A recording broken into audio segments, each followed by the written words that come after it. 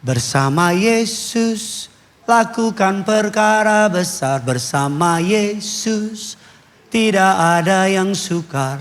Bersama Yesus. Tengok kiri kananmu.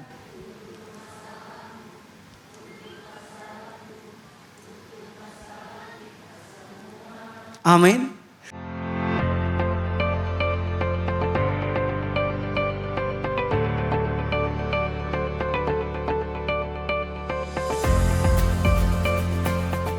Terimalah salam terbaik, termanis dari mimbar yang kudus ini. Shalom kerinduanku church.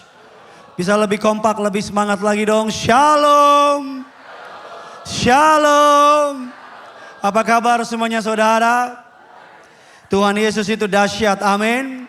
Siapa yang excited masuk di bulan November saudara? Puji Tuhan, bilang kiri kanan saudara, berkatmu double bulan ini. Bilang saudara, berkatmu double. Yang percaya boleh bilang amin dulu saudara. Dan kasih tepuk tangan dulu yang dahsyat bagi Tuhan kita. Kalau biasanya saya memakai 30 detik untuk saudara boleh ngomong, izinkan saya memakai 30 detik untuk mensaksikan kebaikan Tuhan. Karena tahun ini gereja ini percaya the year of many open doors, tahun di mana Tuhan banyak buka pintu.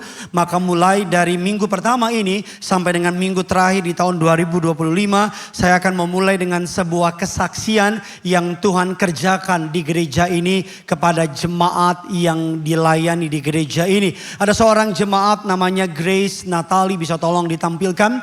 Ini bukan Grace Natali seorang tokoh politik saudara. Ada Grace Natali, bisa tolong ditampilkan. Mengalami penyakit yang namanya autoimun lupus dengan Hashimoto. Apa nama lengkap saudara ya? Penyakitnya dia mengalami penyakit myasthenia gravis dan Hashimoto. Sejak tahun 2015 Bapak Ibu, pada 4 Mei 2025 dia mengalami yang namanya opname, mengalami gagal nafas dan harus menggunakan alat bantu pernapasan. Saya kutip perkataannya, quote and quote, nggak saya kurang-kurangin, nggak saya lebih-lebihin. 28 Mei Bapak Ibu, Tuhan Yesus dahsyat, ajaib dan heran. Dia mengalami yang namanya mukjizat Tuhan, tidak perlu menjalani terapi plasma Harris dan mengalami kesembuhan dari Tuhan. Boleh kasih tepuk tangan dulu yang dahsyat bagi Tuhan kita. Bagi saudara yang ingin bersaksi atas kebaikan Tuhan, saya mau bersaksi. Boleh saudara? Boleh nggak saudara? Saya berapa waktu yang lalu general check up sama istri saya di Penang saudara. Di Malaysia lebih tepatnya. General check up 2 tahun saya nggak pernah cerita sama jemaat. Tapi istri saya ada di sini menjadi kesaksian. Istri saya Bapak Ibu, mama mertua saya itu kanker payudara. Survivor saudara. Dan ketika kami cek 2 tahun yang lalu general check up, kami rutin general check up Bapak dan Ibu jemaat yang dikasihi Tuhan. Dan istri saya ada benjolan di payudaranya. Dan dokter bilang karena mamanya itu survivor cancer, maka besar kemungkinannya istri saya juga memiliki yang namanya hal tersebut saudara. Kami kemarin pergi ke general check up ke Malaysia. Bapak Ibu, ini bukan promosi Malaysia, bukan saudara ya. Cuma mau cerita doang. Tadinya gak mau cek. Karena kadang-kadang kan cek kan takut kecewa gitu saudara ya. Jadi kami cuekin aja selama 2 tahun. Tapi tiap hari kami doakan saudara. Dan ketika mau dicek saudara ini ketika mau dicek, kami nggak ambil paket itu. Tiba-tiba dokternya bilang nggak mau sekalian cek. Udah cek aja semuanya. Istri saya lihat dia dan kita lihat-lihatan saudara. Karena kita berdua tahu nih, kita doa tiap malam selama 2 tahun nih, kalau dicek nanti kalau makin ada gimana. Kadang-kadang kan kita punya mekanisme coping, mekanisme kita kan udah deh nggak mau tahu gitu kan saudara kan. Nggak ada orang kayak sama kayak saya di sini. Atau cuma saya ngalamin sama. Kan kadang kita gitu kan. Kita nggak mau sakit, nggak mau kecewa, kita nggak mau tahu. Kadang-kadang kan gitu kan. Tapi ya udah nggak tahu gimana, udah cek aja gitu. Uang bukan masalah buat kami. Padahal mah masalah juga saudara. Dan ketika dicek hasilnya beberapa jam kami makan dulu Bapak Ibu. Dan ketika dicek saya nggak pusingin yang lain. Dan ketika dicek dalam anugerah Allah, oleh kasih karunia Allah, benjolan di payudara istri saya tidak ada sama sekali, bersih, clean saudara. Tepuk tangannya bisa lebih dahsyat dari ini dong saudara. Nah, hari ini tema khotbahnya kaitannya dengan ini Bapak Ibu. Selama 1 bulan ke depan, bulan November, kita akan belajar mengenai resilience. Resilience Bapak Ibu.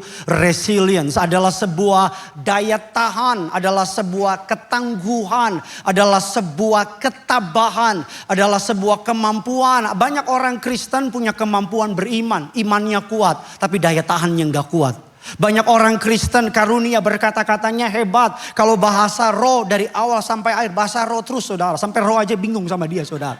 Ada banyak orang Kristen punya karunia iman yang hebat. Tetapi ketangguhan, ketabahan, daya tahannya jauh dari kata hebat. Kata resilience diambil dari kata sebuah kalimat, tampilkan gambarnya. Seperti sebuah Pegas, Bapak Ibu. Seperti sebuah Vegas, Bapak Ibu. Sebuah per, mau ditarik kayak apapun, mau diinjek kayak apapun, mau ditekan kayak apapun. Kalau dilepas dia kembali ke posisi awal. Tuhan mau saudara jadi orang Kristen yang kayak gini. Mau diomongin, mau dijelekin, mau ada badai, nggak ada badai, mau awal bulan ataupun akhir bulan, sukacitanya sama. Kan awal bulan kan. Mau baru gajian, nggak gajian, mau apapun, in the season dalam hidup apapun. Apapun kata dokter, apapun kata tetangga, apapun kata orang, kita bisa dengan iman berkata bahwa aku bukan hidup dari kata orang, tapi dari kata firman Allah yang berkata kepadaku. Udah sakit tangan saya, tepuk tangan kayak apa kayak. Amin. Saya berikan contoh, Bapak Ibu tampilkan gambar selanjutnya.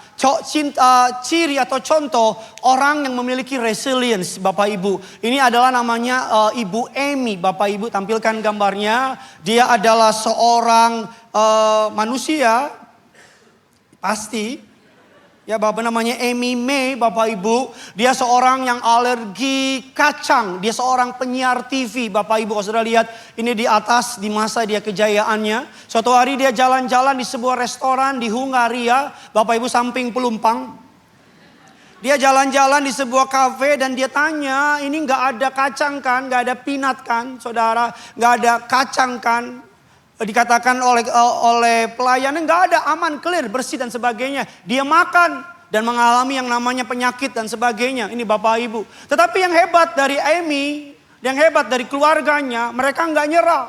Mereka nggak nyerah, bahkan dari kejadian ini mereka mendirikan yang namanya The Amy Trust. Bapak Ibu, sebuah foundation yang nolong banyak orang. Bahkan beberapa orang bilang bisa yang namanya untuk bunuh diri dan sebagainya. Tetapi dia tetap stand strong, tetap beriman, tetap percaya. Saya kutip perkataan dari mamanya, bukan perkataan saya, saudara ya. Karena saya nggak kenal sama dia. Perkataan mamanya, Bapak Ibu, kami tidak tahu apa yang akan terjadi. Tapi kami tahu Tuhan masih memberi napas bagi Amy. Dan selama napas itu masih ada, kami nggak akan menyerah. Resilience adalah sebuah karakter iman yang Tuhan ingin minta dari saudara dan saya. Kadang-kadang bukan Tuhan gak jawab. Kadang-kadang di tengah jalan kita break Pak. Kadang-kadang bukan Tuhan gak tolong. Kadang-kadang di tengah jalan kita patah Pak. Kadang-kadang bukan Tuhan gak bela. Tapi kadang-kadang di tengah jalan masalah datang kita mundur dari Tuhan. Masalahnya Tuhan tetap berkuasa. Tapi kadang-kadang dari sisi Tuhan done. Dari sisi Tuhan beres. Dari sisi kitanya ini nih. Kita nggak sabar, ada banyak rumah tangga nggak kuat, udah cerai aja deh. Ada banyak pengusaha nggak kuat, udah bunuh diri aja deh. Kalau saya lihat saudara diem nggak kuat, saya turun saudara. Tapi saya kuat. Amin kayak apa gitu. Mari saya tampilkan lagi Bapak Ibu gambar selanjutnya. Sosok Niluh. Beberapa waktu yang lalu jagat sosial media diramaikan.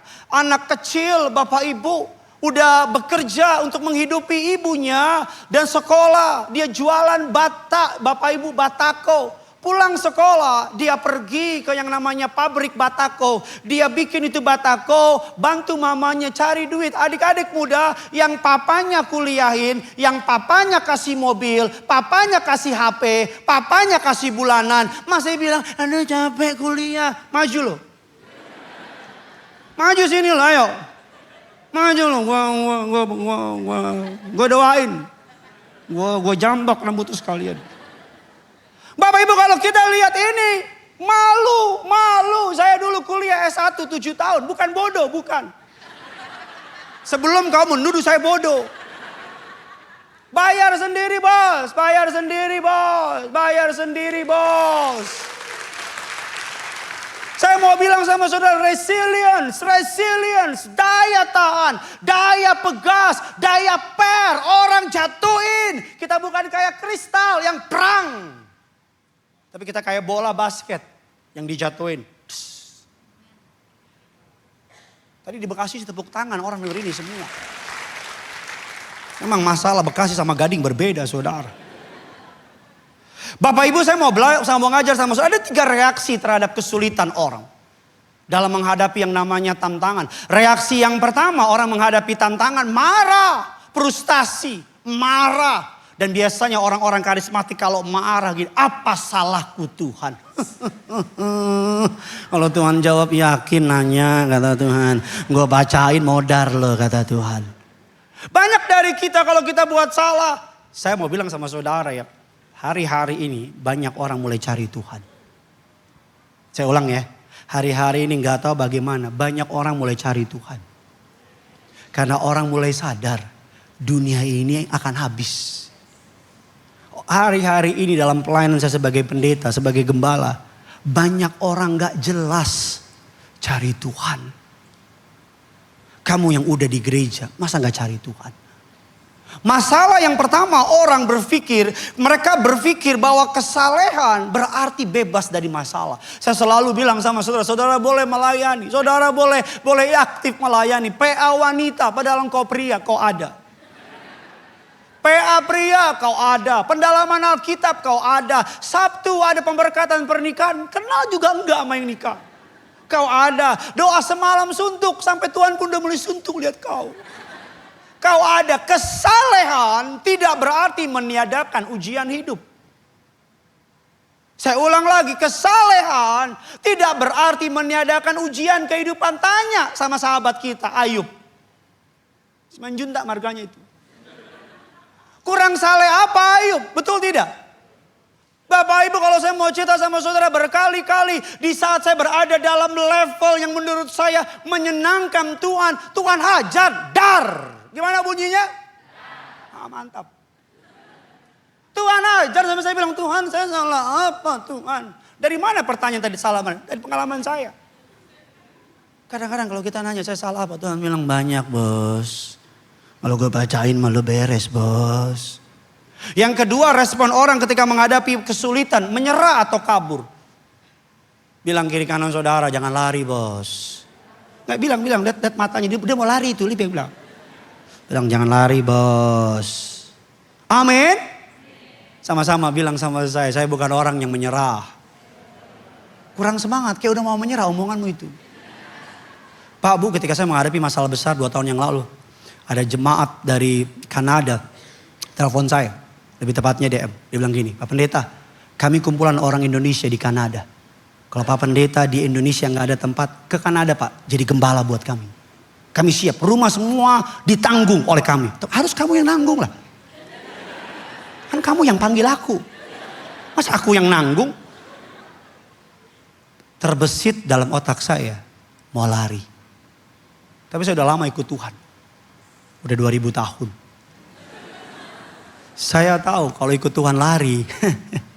Kita lari nih. Masalah bilang, gue tungguin di sini gak ada masalah. 5 tahun kemudian datang lagi tuh masalah. Saudara boleh panggil semua pendeta di muka bumi. Tumpang tangan, tumpang kaki kalau perlu. Tidak mungkin hidupmu tanpa masalah. Tidak mungkin. Hanya orang yang tinggal di Pondok Rangon. Tanah kusir. Tahu kan? Yang gak punya masalah. Bilang kiri kanan saudara, selama masih punya masalah. Puji Tuhan masih hidup. Amin. Hanya orang yang udah di peti mati. Yang udah pakai jas. Ada Alkitab. Ada kidung pujian. Kira mati aja ada Alkitab di petanya. Hidup gak pernah dibaca. Bapak Ibu dalam secara ilmu psikologi yang namanya resilience dibagi menjadi 4. Ada yang namanya physical resilience. Yaitu fisik kita yang kuat. Orang pada flu, dia gak flu-flu. Karena udah mati. Bapak Ibu, yang kedua adalah mental resilience. Mentalnya kuat. Secara mentally kuat. Diomongin, dicengin kuat. Yang ketiga adalah emotional resilience. Dia bisa coping, mekanisme copingnya Bapak Ibu dalam menghadapi emosinya dia bisa atur. Dan yang keempat adalah social resilience. Apa itu Pak Pendeta? Dia ditaruh di tongkrongan apa, jadi itu orang. Ditaruh di orang Batak, juga jadi Batak dia. Ditaruh di orang Cina, tiba-tiba jadi Cina dia. Tiba-tiba keluargaku Cina itu. Padahal muka segi 4. Ditaruh di orang Jawa, tiba-tiba langsung Jawa. Ayo, ojo susu. Itu yang disebut dengan yang namanya social resilience. Tapi yang hari ini ingin saya ajar sama saudara adalah resilient faith. Resilient dari sudut pandang Alkitab. Bagaimana kita sebagai orang percaya memiliki kekuatan. Siapa di sini yang sepakat sama saya kalau masalah datang tiba-tiba? Masalah datang, tapi kabar baiknya berkat juga datang tiba-tiba. Jangan berkat aja lo, amin. Tepuk tangan lagi. Nah, mari kita melihat dalam Alkitab contoh orang yang mengalami masalah. Bapak Ibu yang bertubi-tubi. 2 Korintus 11 ayat 22 dan ayatnya yang ke-26. Yuk kita baca 4 ayat ini sama-sama. 3, 2, 1, ya. Apakah? 2 Korintus 11 ayatnya yang ke-22, 26. Yang megang slide kurang resilience. 2 Korintus 11 ayat 22, 26. Yuk, 3, 2, iya. Apakah? Apakah mereka? Aku juga. Apakah mereka? Aku juga. Apakah mereka? Aku berkata seperti orang gila. Aku lebih banyak, lebih sering didera, kerap kali, 5 kali aku disesa orang, setiap kali 40 kurang, 3 kali aku, 1 kali aku, 3 kali mengalami, sehari semalam aku. Ayat yang ke-26 lebih keras lagi, dalam bahaya penyamun, bahaya dari pihak orang-orang, bahaya, dan bahaya dari pihak-pihak apa Bapak Ibu? Saudara-saudara. 2 Korintus 4 ayat 8 dan ke-9. Rasul Paulus sedang menggambarkan tentang harga yang perlu dia lakukan ketika mengikuti Yesus. Mengikuti Yesus tidak meniadakan masalah, katakan amin. Salib Kristus bukan berarti tanpa masalah, karena Yesus pun melewati masalah. Kurang saleh apa Daniel? Masuk gua singa. Kurang saleh apa Sadrak Mesak Abednego? Masuk dapur perapian. Kurang setia apa Yusuf? Dijual jadi budak. Kurang hebat apa Daud? Menghadapi Goliat, dikejar-kejar. Kalau saudara membaca Alkitab, saudara akan menemukan semua orang hebat memiliki satu kesamaan. Apa Pak Pendeta? Resilience. Mereka punya yang namanya daya tahan. Mereka punya yang namanya daya juang. Mereka punya yang namanya ketabahan. Sabar gitu loh. Sabar, gak semua berjalan sebagaimana yang kita mau. Sabar, gak semua waktu kita sesuai dengan waktunya Tuhan. Sabar, gak semua orang jahat langsung kena karmanya. Siapa di sini yang berharap orang jahat langsung kena karmanya? Angkat tangan. Gak ada. Saudara lebih kudus dari saya berarti. Bukankah kita seringkali berpikir berharap orang jahat menghadapi karmanya. Tapi kenyataannya kalau kita lihat justru hidupnya mujur-mujur aja. Baik. Ada yang tidur bangun. Sabar. Sabar. Resilient. Daya tahan. Ibarat per. Ditekan sesaat gini. Tapi kemudian dilepas. Sampai ke hatimu. Cie. 2 Korintus 4 ayat yang ke-8 dan ke-9. Dalam segala hal kami, namun dianiaya, namun dihempaskan, namun. Saya do research Bapak Ibu, menurut beberapa penelitian saya baca dari sebuah buku atau sebuah majalah dari perusahaan top di dunia. Dikatakan salah satu rahasia leader yang berhasil. Saya bacakan sama saudara. The key ingredient in the most successful leader is not their knowledge, not their skill, not their desire, but their resilience. Dikatakan salah satu atau kunci dari keberhasilan kebanyakan leader bukan pengetahuan, bukan skill, bukan desire, tetapi apa? Daya tahan. Daya tahan. Kuat. Pak.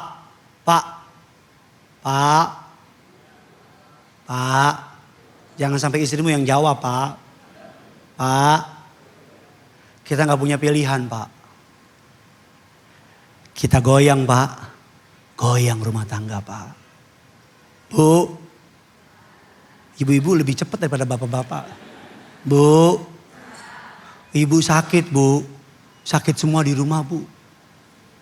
Istri saya, aduh, kayaknya itu badak badannya. Saya, Pak, baru pusing dikit, Pak. Udah ngomong sama istri saya, kalau aku kenapa-napa kamu jangan nikah lagi ya. Aku gak rela, aku akan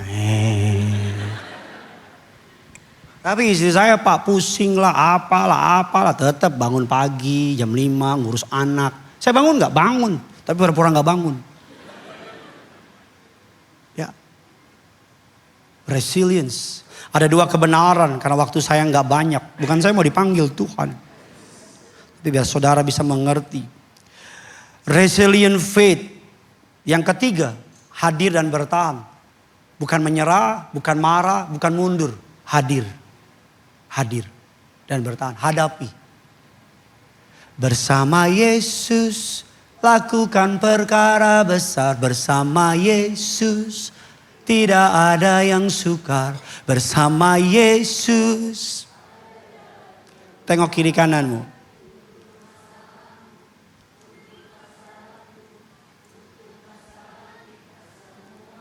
Amin. Kita kasih tepuk tangan dulu yang dahsyat bagi Tuhan kita. Resilient faith terjadi dengan sebuah pemahaman yang pertama bahwa God is able. God is able. Sama-sama bilang sama saya, Tuhan saya sanggup. Lebih semangat lagi, Tuhan saya sanggup. Sama-sama bilang sama saya, Tuhan sanggup tolong saya.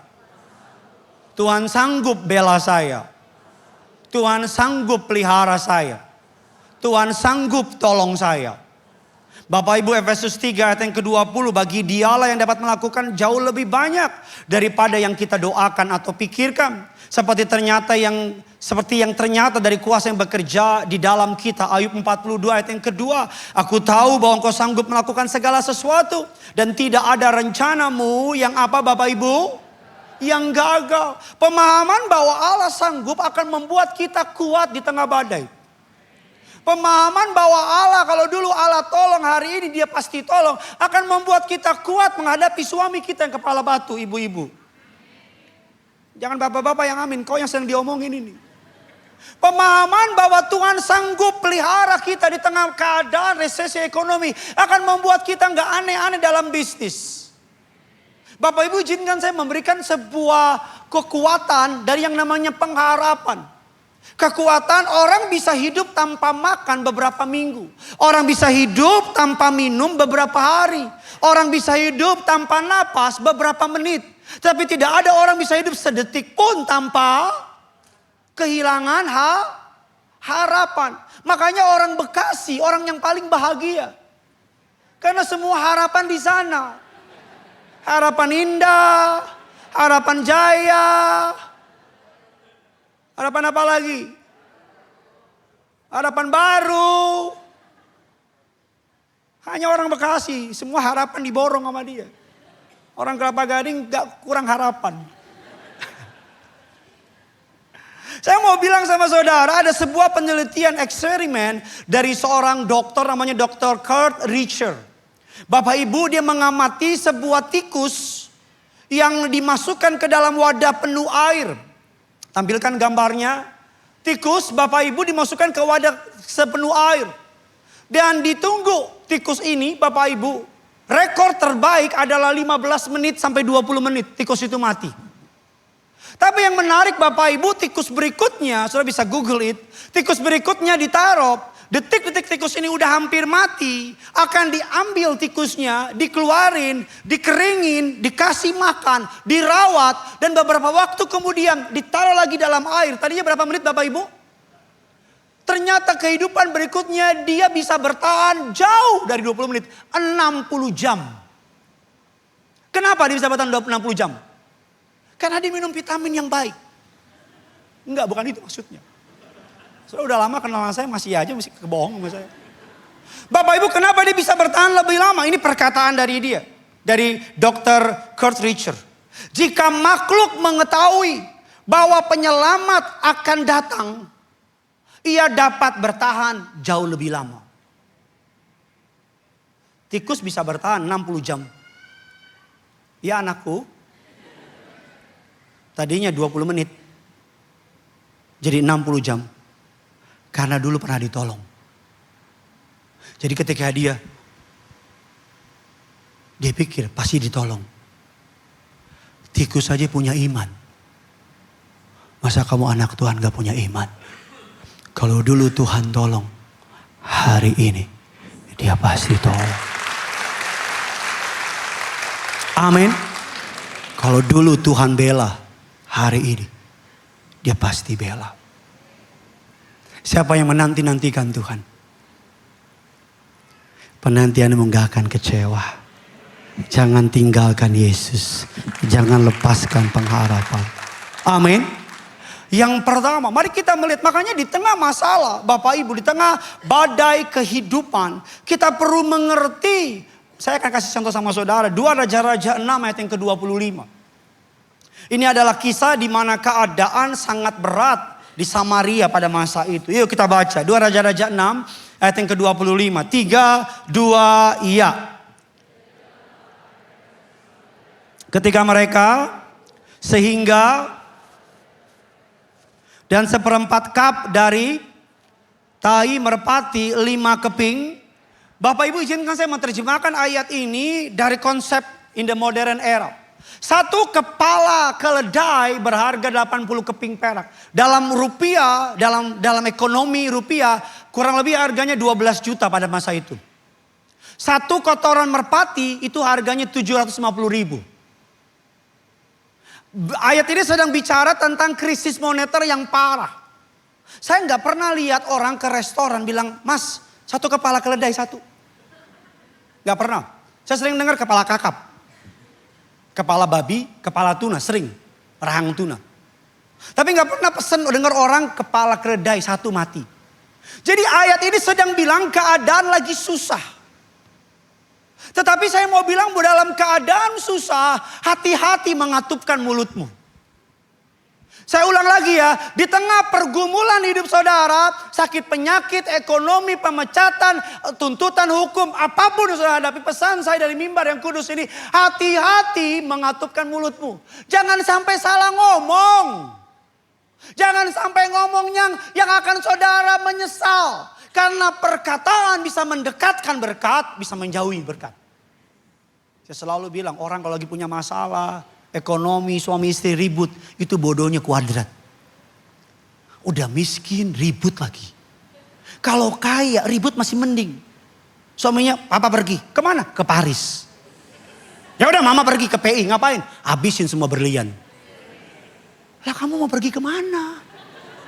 Mau keluar ditunggu mata elang di depan. Motor gue ambil deh. Keluar tukang tagih di depan. Kalau udah susah, ribut, makin susah. Bu jangan pura-pura gak lihat, Bu lihat saya Bu. Ibu gak mau lihat ini pendeta ngomong apa nih. Iya Bu, suamimu lagi susah Bu. Maaf ya perkataan saya, tutup. Dia susah ke rumah. Istri kayak tikus kejepit pintu tau gak. Suaminya lihat, setan lah kau, pergi lagi. Saya layanin suami istri, ini kenyataan ya. Yang suaminya kalau ke kantor, padahal masuk kantor jam 10, dari jam 6 dia udah keluar. Dia pulang sampai jam 1 malam. Saya tanya, kenapa? Kalau ketemu sama istriku Pak Pendeta, bisa tambah ring jantungku katanya. Kan ada suami tuh, istrinya cerewet. Suaminya gak kuat, istrinya dibawa ke pinggir kota. Ada sumur. Suaminya lagi duduk, istri lagi duduk, selfie didorong sama suaminya ke dalam. Suaminya pulang dengan happy. Tidur malam-malam karena biasa ribut, dia gak tenang. Ternyata cerewet istrinya bikin dia tidur. Dia balik lagi ke pinggir kota. Dia lempar tali ke sumur itu. Dia tarik, dia kaget kok berat. Istriku biasa ringan. Ketika ditarik muncullah ada makhluk, ada tanduk, ada gigi, mata menyala. Suami tanya, siapa kamu? 300 tahun aku tungguin sumur ini. Kenapa kamu naik? Itu di bawah siapa? Katanya. Aku gak kuat.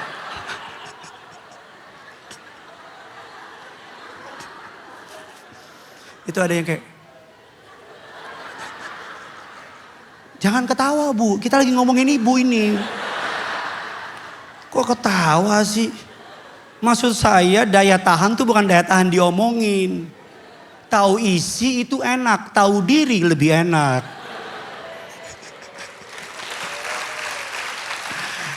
Dua Raja-Raja 7 ayat 1 dan kedua, yuk kita cepat saja. Dua Raja-Raja 7 ayat 1 dan 2 kita baca sama-sama. Lalu berkatalah apa?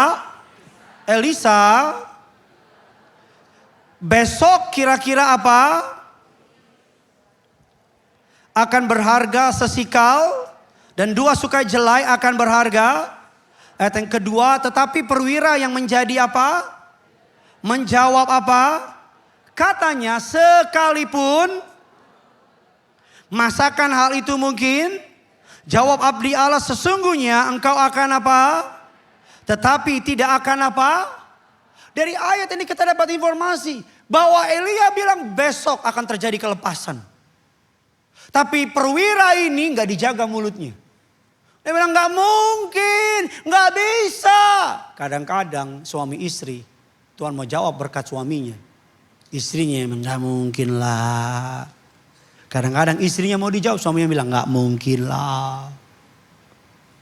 Di tengah masa sukar, hati-hati mengatupkan mulut. Amin. Hati-hati. Jangan buru-buru ambil kesimpulan. Kalau dipecat, cukup sampai dipecat. Jangan melebar kemana-mana. Nanti kita mati nih. Nanti kita makan apa nih. Nanti anak-anak gimana. Oh, nanti kalau tetangga tahu nih. Semua. Sampai nanti kalau alien di Mars tahu kita diserang nih. Ya, kemana-mana. Kemana-mana. Kita tuh suka ahlinya menambahin masalah yang belum waktunya. Makanya banyak orang, Bapak Ibu, masih di awal bulan, otak udah di akhir bulan. Itu yang ketawa-ketawa pelaku itu. Oh ya benar juga si Gideon nih. Ada sebuah kisah di Tiongkok kuno. Ada seorang petani punya kuda yang cantik. Sama-sama bilang sama saya, kuda yang cantik. Datanglah pengusaha mau beli kudanya. Petaninya karena menyengir gak dijual kudanya. Berapa waktu kemudian kudanya hilang. Lari ke hutan. Orang desa bilang, sial kan kamu. Sayang sih gak dijual. Apa kata petani itu? Jangan buru-buru beli yang sial. Kita nggak tahu. Yang kita tahu kudanya pergi. Sial atau beruntung kita nggak tahu. Berapa bulan kemudian kudanya balik bawa 4 temannya dari hutan. Kuda juga. Orang desa bilang, oh iya nggak sial, untung kamu. Apa jawab petaninya? Jangan buru-buru bilang untung. Kita nggak tahu untung apa sial. Yang kita tahu kudanya balik bawa 4 teman. Berapa bulan kemudian anaknya naik kuda yang liar itu. Anaknya jatuh, kakinya patah. Lagi-lagi orang desa, lu memang sial tuh kuda, bener kata kamu. Apa kata petani? Jangan buru-buru bilang sial atau untung.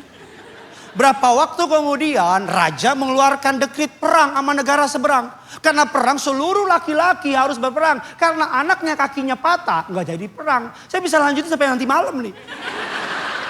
Bisa nih sampai besok saya bisa panjangin nih. Nggak bisa nangkep nggak maksud saya? Kadang-kadang omongan kita mendahului Tuhan. Kadang-kadang omongan kita udah duluin Tuhan. Jangan kasih judul yang Tuhan belum kasih judul. Jangan kasih titik kalau Tuhan masih kasih koma. Amin. Jangan ditutup bukunya. Jangan ditutup bukunya. Udah kamu tutup aja bukunya. Di mana-mana dalam kisah-kisah itu pasti ada kisah menegangkan. Saya nggak pernah lihat film jagoannya muncul, musuhnya muncul, dipukul mati, the end. Mana ada kerennya? Mana ada kerennya? Makanya resilience, percaya God is able. Tuhan mampu. Tuhan mampu. Ketika saya diizinkan Tuhan memulai kerinduan Coast Church, saya punya iman satu. Tuhan mampu. Tugas saya siapin bangku. Jemaatnya, Tuhan mampu. Kasih mimpi saudara malam-malam, resah gitu. Panas meriang tinggi. Dia tanya, Papa kenapa? Gideon. Gideon. Itu namanya jampi-jampi. Saya percaya. Tuhan mampu. Ketika kami buka pendaftaran worship leader dan tim musik, 500 orang yang daftar. 500 daftar. Yang nyanyi sih gak sebanyak itu. Cuman daftar aja, cinta Tuhan tapi gak punya kualitas. Tapi cinta Tuhan. Dia nyanyi. Saya bilang, udahlah kau cocok jadi jemaat ya, gak usah nyanyi ya. Tapi yang daftar 500. Pemusik, pengerja yang daftar banyak. Kenapa? Tuhan mampu. Tuhan apa? Mampu. Saya mau tanya di sini, siapa yang punya masalah besar dalam hidupnya, angkat tangan. Jujur aja, jujur yuk. Punya ya? Siapa yang punya masalah yang sudah diselesaikan sama Tuhan? Lebih banyak mana? Yang sudah atau yang belum? Oh, ya udah kasih kemuliaan, tepuk tangan buat Tuhan kita. Yang kedua, yang terakhir, sambil saya undang pemilik kuda. Yang kedua, resilient faith, orang yang imannya tangguh, imannya kuat, adalah mempercayai bahwa God is able. Yang kedua ini kesukaan saya, God is good. God is good. God is good. God is good. Tadi di Bekasi ketika saya bilang God is good, dibilang all the time. God is good. All the time. God is good. All the time. God is good. All the time. Kalau dia datang cepat udah nyanyi kita. God is good all the time. Waktu kecil Tuhan baik gak? Sama omamu Tuhan baik gak? Sama kakekmu Tuhan baik gak? Sama anakmu Tuhan baik gak? Untuk selama-lamanya Tuhan baik. Tuhan itu apa?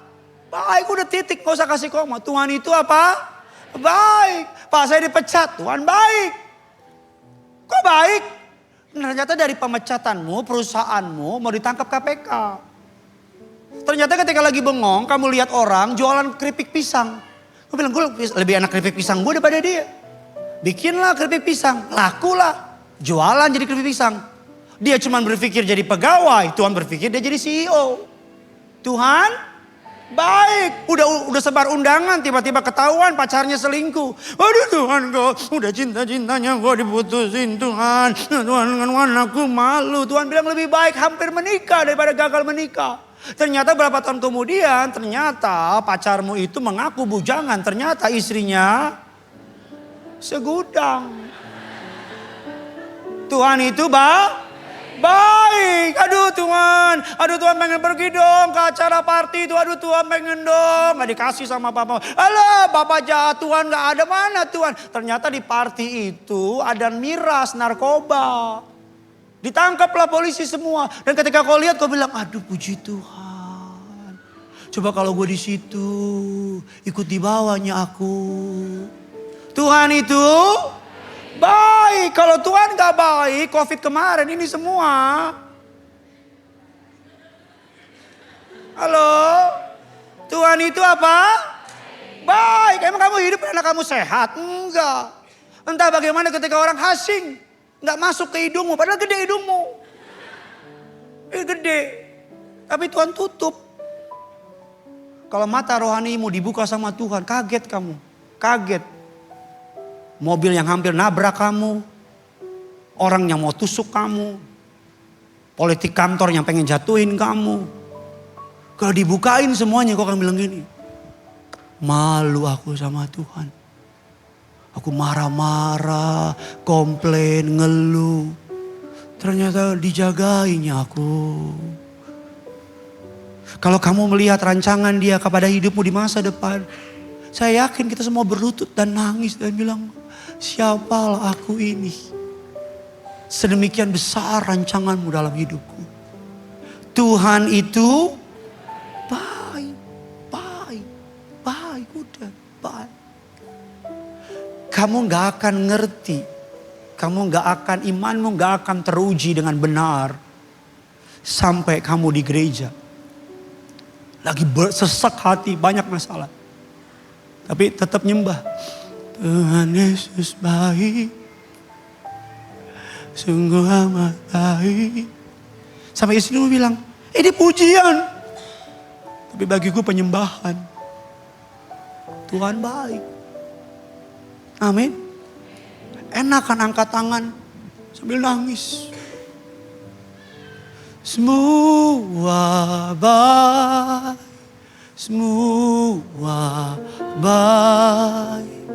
Apa yang telah kau buat di dalam hidupku, semua baik, sungguh teramat baik.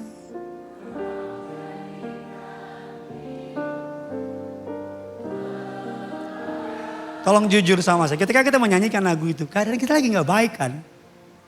Lagi gak baik kan?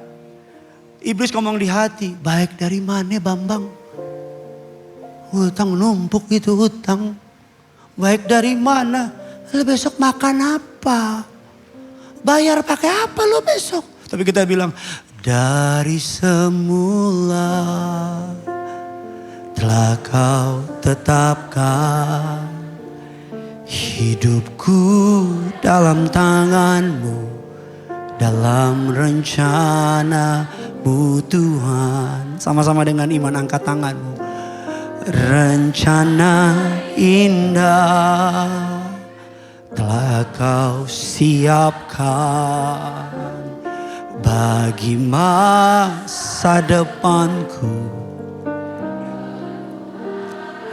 Saya jemput saudara dalam hadirat Allah, angkat tanganmu. Semua baik, semua baik, semua baik. Apa yang telah kau perbuat di dalam hidupku,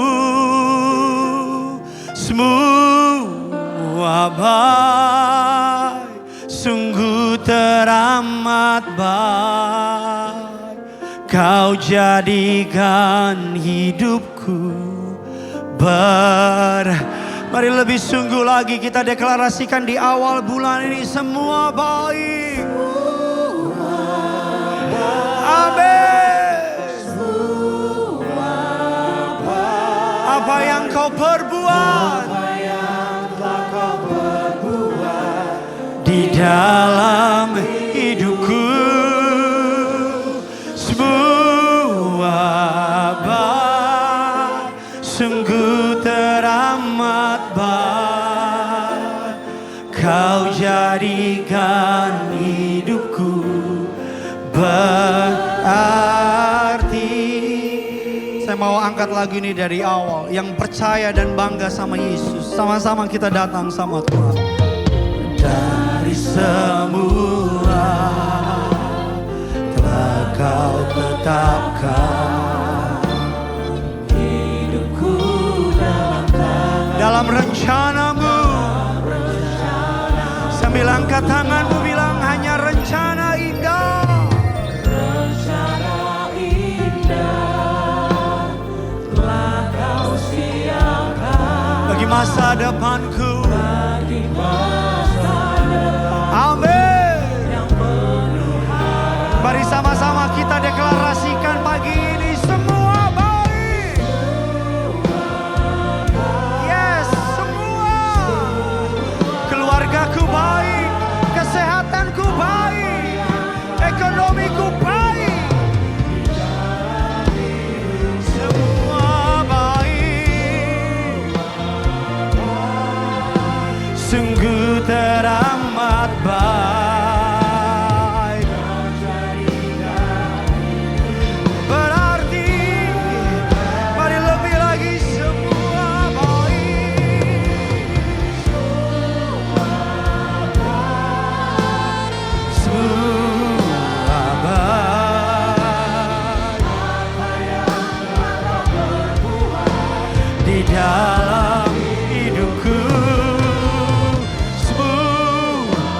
baik, sungguh teramat baik. Kau jadikan hidupku berarti.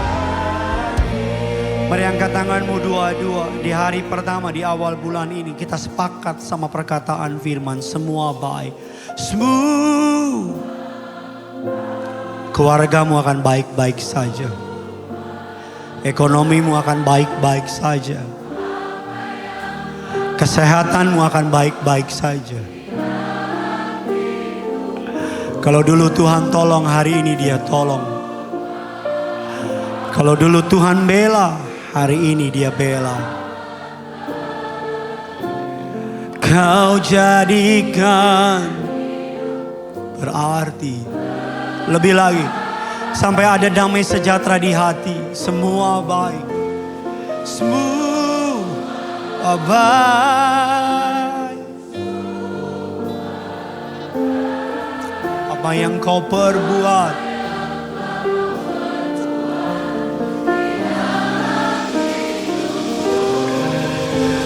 semua baik.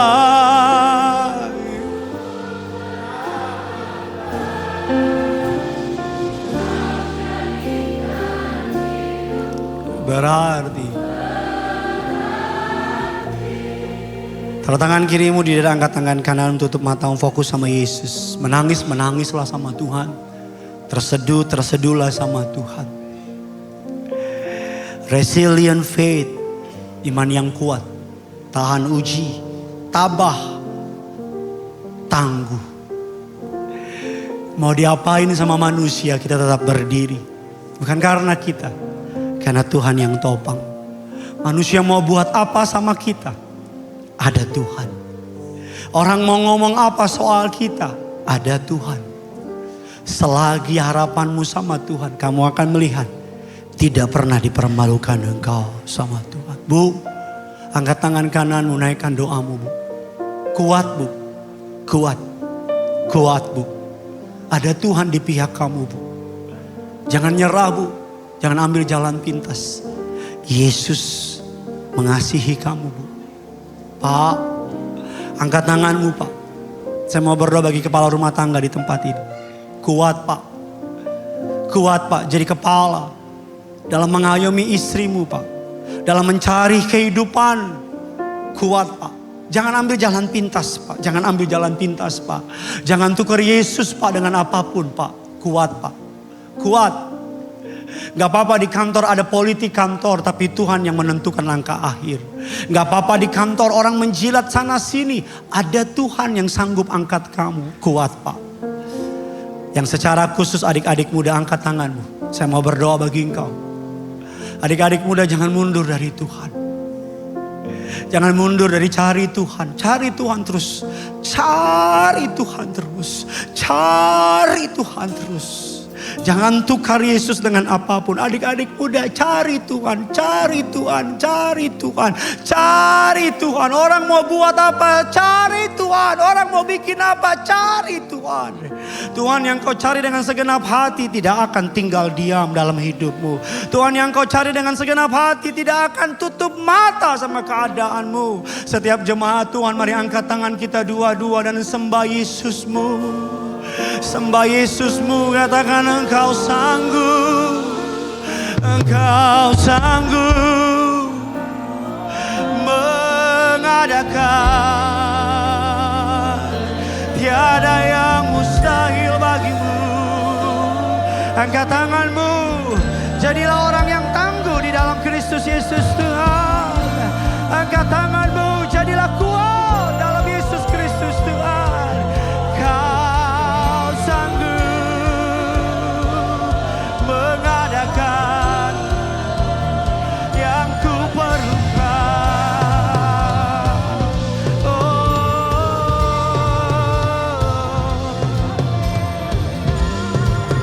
Haleluya.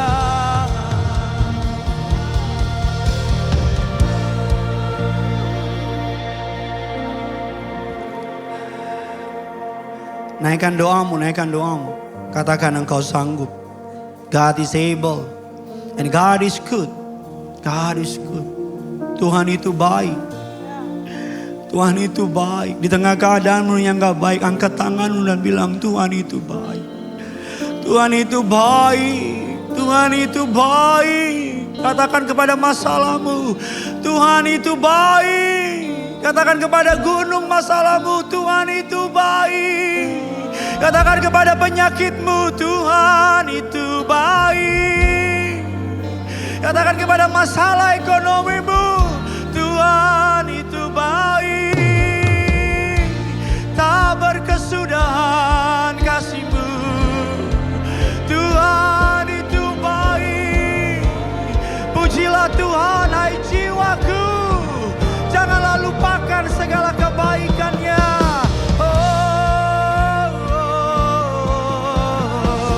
Dia baik, Dia sungguh baik.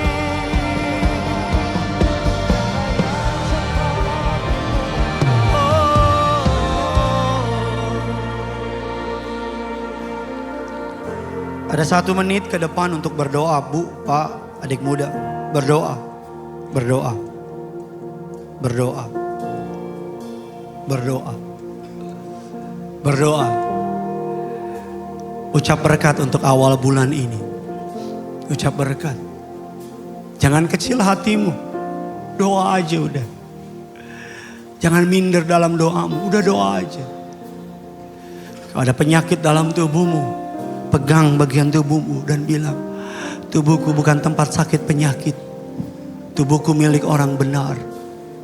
Dalam nama Yesus, penyakit aku perintahkan engkau keluar dari tubuhku. Dalam nama Yesus. Dengar doa umatmu. Jamah kami.